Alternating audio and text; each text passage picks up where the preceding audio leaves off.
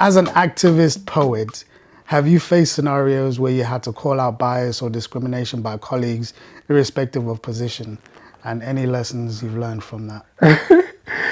Yeah, I'll first of all talk about the lessons, and I will say the lessons, and I'm just doing it the other way around this time. The lessons learned is just that, or the lesson learned is just that you cannot win against the establishment, no matter what. There is no way you want to capture that, like, oh, you want to fight your boss, you want to fight your leader, or you want to fight the establishment as, and you cannot win that war. So I think for the future, anything that will involve me calling anybody out, I don't want to get myself like involved in it. But I've had like a situation whereby, I think I saw the patterns, like I saw like a particular pattern, or I was on this global institution, and what's it called? Four of us like did exams in the team. My boss at the time congratulated 3 people. They forgot I existed, even though 4 of us did the exams and passed. So my boss forgot. My boss also greeted everybody. They forgot about me. I'm like, okay, what's going on? And I had this idea that, oh, you've greeted. I was just painting images like, oh, they've greeted the table, they've greeted the chair, they've greeted the foot mat, but they just forgot about me. And so that one went, and that occasion passed by. And then we had someone who left the team. I took on the person's work, and we had someone who went on mat leave who came back. I was training that person on my own work. And so there was this occasion, my boss just started, like, we have this platform where we celebrate colleagues. My boss celebrated everybody who had just taken on the work, ignored me this time around, celebrated the person that was training.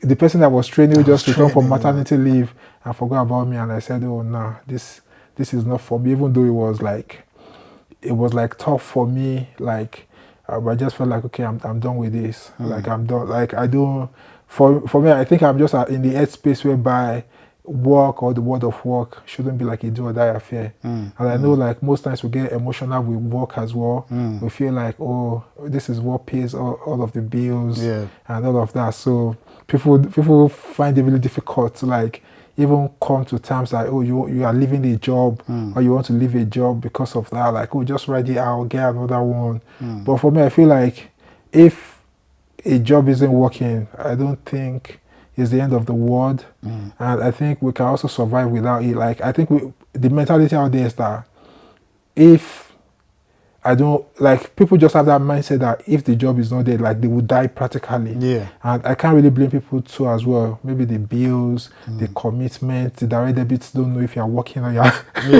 They don't know if you're working or... Exactly. The direct debit doesn't even know if you're dead or alive. Like, exactly. Even if I were to die tomorrow, direct debit would not understand that it will still come out anyways. Yes. So for me, I just felt at that point in time, like, oh no, because how long will I, like, keep doing this for? The first time I called out and I said, oh, 4 of us did the exams, you celebrated these 4 or 3 people, you forgot about me, and they made amends, they did all the right things, and yeah, that was fine.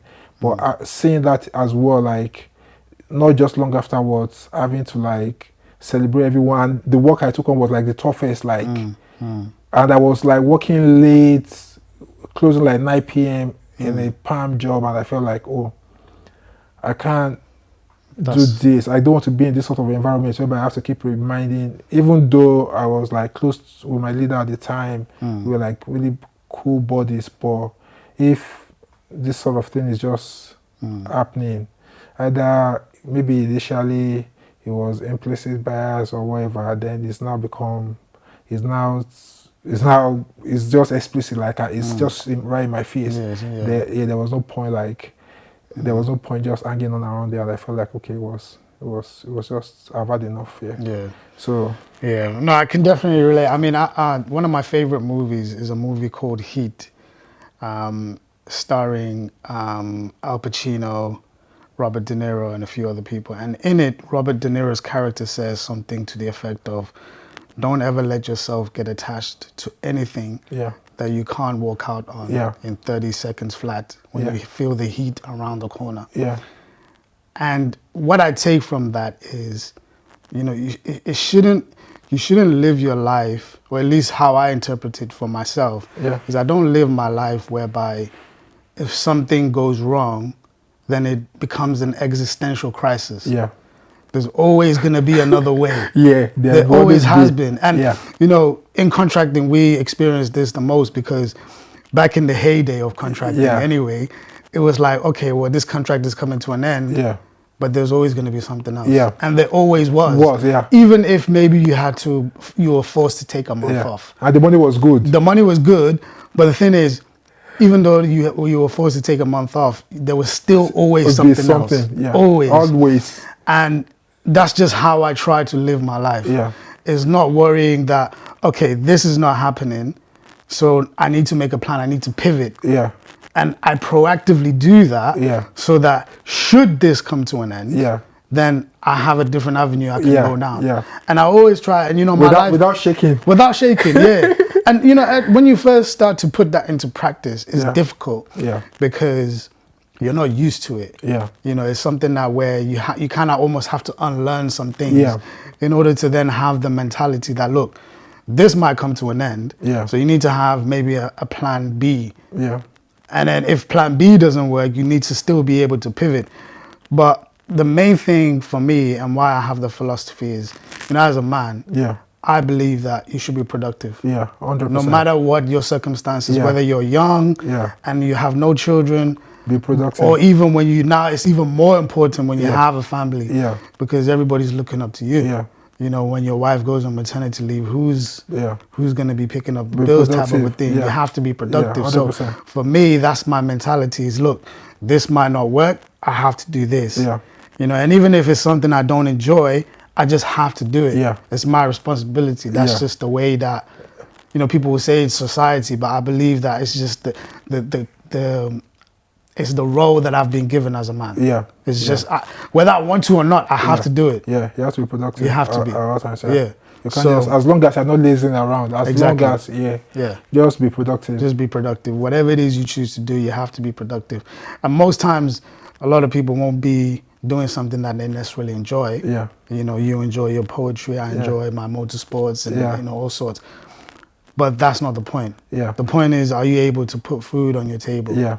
And if so, continue doing that. Continue. You know what I mean? It will pay off one day, Yeah. Just keep doing it. Just keep doing it. Keep doing it. Keep showing up. Keep showing up. One day. Keep showing up. Yeah, I think that's the most important thing. Like, just keep showing up. Keep doing your thing. In the days whereby just one person is in the room listening to you, or you just have one client, keep showing up. Keep it alive. Keep that hope. Keep the fire burning. That's it. One day, someone somewhere will say the one will turn to 10, to 100, to 1,000. Yeah. So just keep doing your thing. Keep showing up. Yeah, and it can be hard. Sometimes when you're in those positions where you're not being recognized, but you're supposed to be recognized, like in your case. Sometimes it can be demoralizing to where you think, I've been working so hard, I've been putting all these hours, finishing at 9 p.m. And the recognition is not there. To the point where you even have to be like, hey, management, by the way, I finished at 9 yesterday. Today is likely I'm going to finish at 9. Is there going to be any reward out of this? Because I'm not doing this for free or for fun. I do it because it has to be done. But at the same time, I need to be recognized. Like, come on, So, good insight, man. Thank you for that. Thank you for that.